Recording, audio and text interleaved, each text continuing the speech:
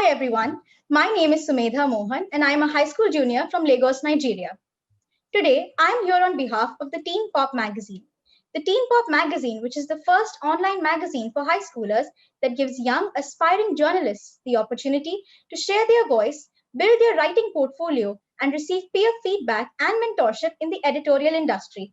If you would like to write for them, please check their website, theteenpop.com. Today, I am in conversation with the NGO founder Jung Yun Kim. Jung Yun is a Korean student studying in Singapore. She was inspired by her experience studying abroad in a multicultural country to found and lead United Global Youth. United Global Youth is a non-profit organization that aims to connect and educate students all around the world through a virtual exchange program. We believe passionately in the power of communication and technology to nurture a global community of students who are worldly minded, critical, and transformative thinkers. So, Jongyun, how are you doing today? Hello, Sumita. I'm doing great. Well, I'm glad to hear it. I hope you're keeping safe during these COVID times. Yeah.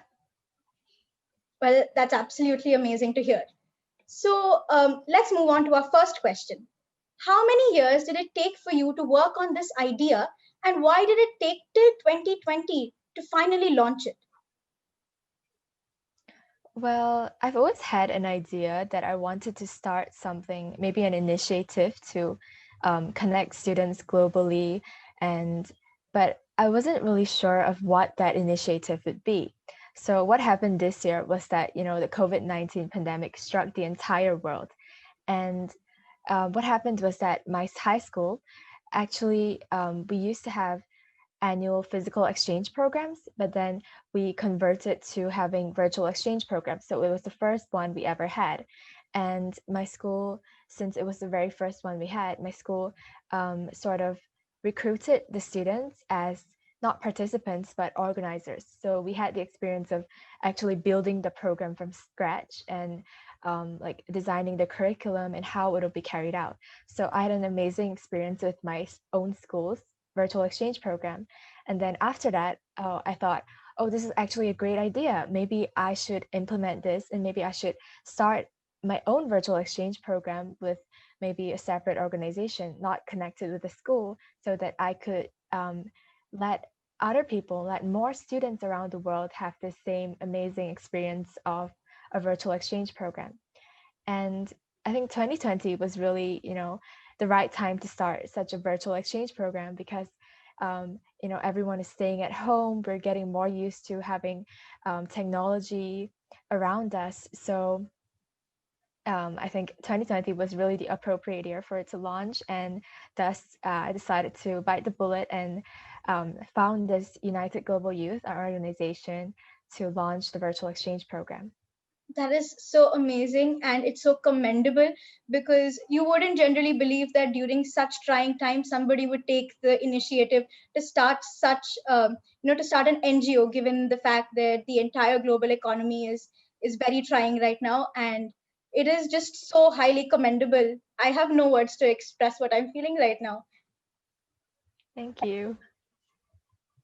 So, is there any specific style of starting an NGO or a foundation? I don't really understand this question. What do you mean by having a specific style of So, starting an NGO? as in, is there any structure which has to be followed to start an NGO? Is there anything fundamental that has to be done in any situation?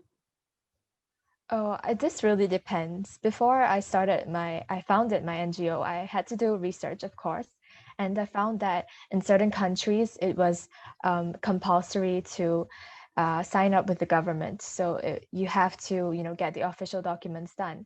But for the country that I'm residing in, which is Singapore, this is not required legally. So, and especially considering the fact that my team members and all of the volunteers are really students from all around the world, I thought that it wouldn't be possible for me to, sign with the government. So we're not officially signed per se, but I think this really depends on the country you're residing in and the type of NGO you're founding or you're part of. So I think this requires like different prior research on the person's part. Absolutely, of course. So, my next question is in a lot of relation with the previous one. Could you walk us through the process of starting or developing any NGO? Well, I'm going to speak from the perspective of having a fully virtual NGO, like if you operate fully online, of course, because that's the one that I have started and I'm founding. Um, Yeah, so basically, I think the first crucial step, which I think would also be the most obvious one, is that um, you need to be clear of what your NGO goals and missions are. Like, what is the purpose for your NGO? Like, what difference are you going to make for your community or for the world? What good will you bring? And once you get that all settled out, once you have a clear aim, a mission, goals, then I think the second step, which is also quite an obvious one, is that you need to recruit your team members, the people who are going to work with you and to bring this organization and the programs you're going to offer, or the initiatives you're going to offer into success. So um, before recruiting volunteers, you would also need to recruit your executive committee, which would be the directors. For my organization, we call them directors, but I know different organizations call them different names. So yes. for our organization, we have different departments. For example, curriculum design, technology, um, outreach, and et cetera. So we have directors for each department, and they'll be in charge of overlooking the members in their departments and making sure that everything flows. And to recruit your executive committee and your volunteers and the rest of your team members, what I did was that I first got I wrote in a Google Doc a list of the members and the titles that I was looking for, and the requirements, the sort of what they would be doing, what we'll be looking for in these members. And then I also made a Google form for the application forms, and I tried to advertise it as much as I could in different platforms. Like, for example, the most popular one right now would be Instagram, but then there's also platforms like Slack and Discord, and also there's like other platforms like Launchpad and Schoology if you're a member of the New York Academy of Sciences. Yeah, so I just try to advertise it as much as possible. And then once you get, the team members recruiting and you have a solid executive team, then you would also need a workspace. So a workspace is especially important if you're going to be operating fully online. So for my organization, we work on the platform called Slack. And there's also other platforms like Google Workspace, but I believe Slack is slightly more popular these days. So this is where your team members will be communicating, and you can have different groups within Slack so that the people in that department will only be focused on like certain tasks, and yeah, for easier communication within the group. And then afterwards, this really depends on what your NGO is doing. So you should just work on whatever tasks that you need to do. And and also you would also need to set out a clear timeline of whatever events you want to achieve, because I found this out like the hard way. I didn't really have a set like timeline, and we were just operating more on a task basis. Then I realized that people did not really do the task if there wasn't a deadline. So it's really important to have clear deadlines and timelines of what, so you can see the bigger picture, and make sure that the process is smooth. Yeah. Yes, that was very informative. Thank you so much. So, could you describe your organization and your perspective of what you believe it prefers to aim?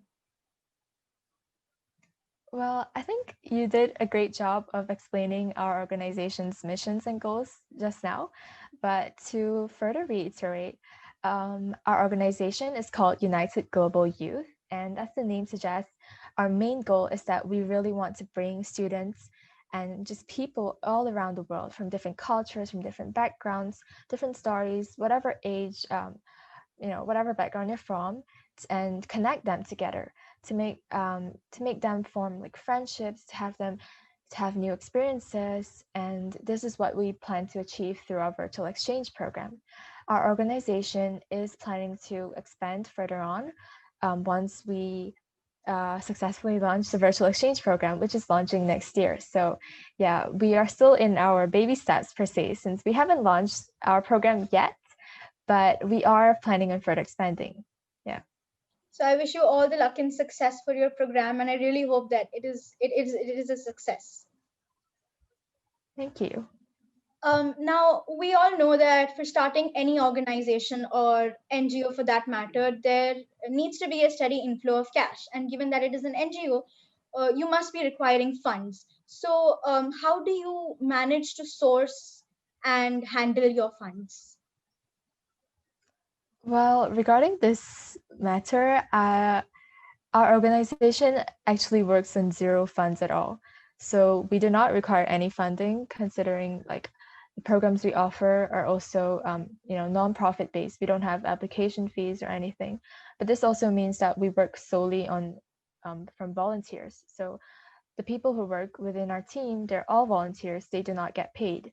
So especially since we're a student-led organization, what we try to incentivize the members are by giving volunteer hours. Um, However, I think money-based, like actual funding, that would be quite a different story.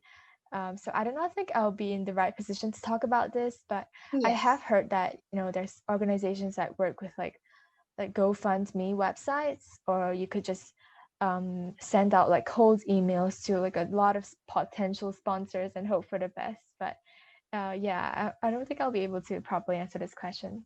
That's not a problem at all. So, you're the founder of United Global Youth, and being a founder, that comes with a lot of responsibility, and the responsibility adds on to a lot of pressure.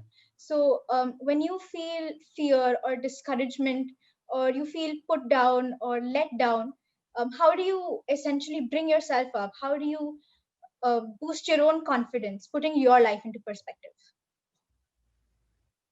Well, I have had like my fair share of failures, and I personally believe that confidence is not something that can be magically generated by Yes, following a absolutely. set rule of steps.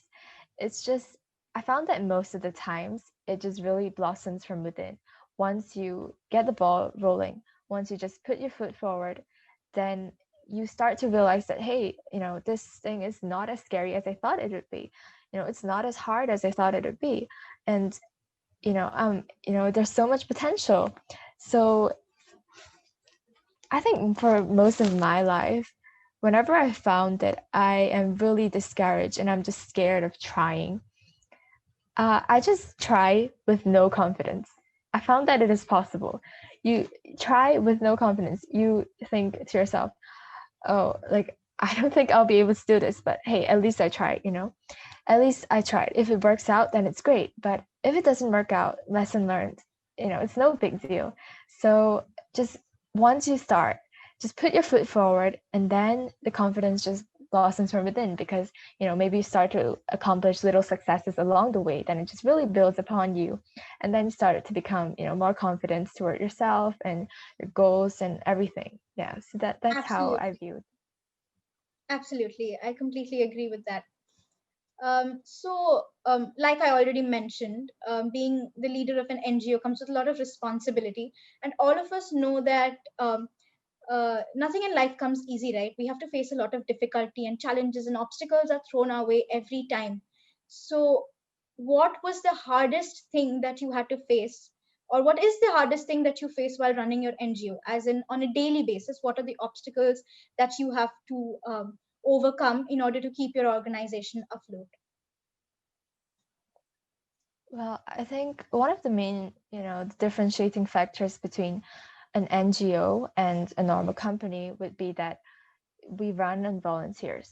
It's really up to a person's, individual sacrifices, because you're not earning anything from it. It's just rather like, do you want to contribute to this? So it's hard to sort of um, let's say, like, push people to do work. Sometimes people have really late replies, but you just have to deal with it. Maybe you have to understand, oh, maybe they're facing a different, maybe the difficult situation and they're not able to keep track with the work, since it is an extracurricular for most of us, considering we're a student-led organization.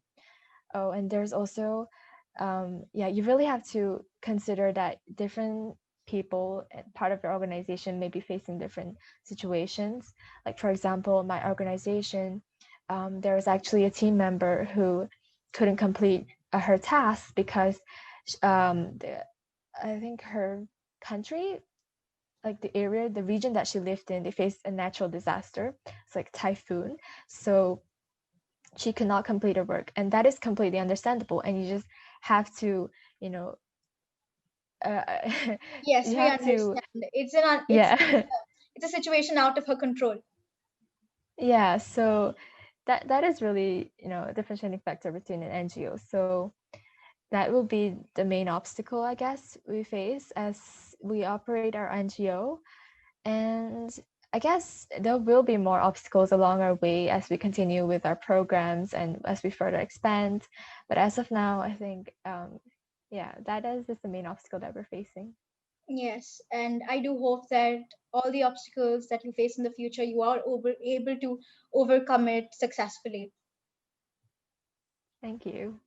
And we know that to all the people watching this interview, there might be some people who are thinking, I can't do what she just did. But what would be your words of encouragement to them? What would you say to people like that? Well, again, like the previous question that I answered, it's hard to find confidence in yourself because, especially in the era we live in an era of social media. We are constantly bombarded with other people's successes. We see what they're accomplishing, and you start thinking to yourself, "Hey, how come I'm not accomplishing all that?" And it traps you into a cycle of like self-doubt and like self-criticism. You start thinking that maybe you're just not going to be able to accomplish anything in the future, but that's just simply not true. And I think it's important to just at least try. Again, about the thing about trying, even if you don't have confidence, just try and then see how it works out. There's going to be plenty of opportunities in the future. Don't be too distraught because of like maybe you weren't accepted into like a program that you wanted to be inside, or like, oh, you weren't selected for some application, like maybe a job application or an intern application that you applied to recently. But don't be too distraught about that. Try to think of it as a positive light. Maybe this means that you haven't found the right thing for yourself. So it's completely possible to accomplish anything. And whenever you're feeling like you're not going to be able to accomplish anything, just remember that behind every success, there's always different stories of failures behind it. You just don't get to hear about it. So don't be too worried about how it will turn out, how it will end up being. Just try. Put your best foot forward and hope for the best. It will work out in the end. Yeah. Absolutely. I really hope that your inspiring words are going to help a lot of people out there. Thank you. So that comes to an end of our interview. Thank you so much for joining us today. It has been an immense pleasure being able to converse with you. And I do believe that this interview, being a very informative one, is going to encourage and inspire a lot of people thinking on the same lines to take the first step, anyways, no matter what happens, and just leave the rest to the situations ahead. So, if you would like to know more about Jung Yun or the United Global Youth, please stay tuned with the Teen Pop magazine. Thank you.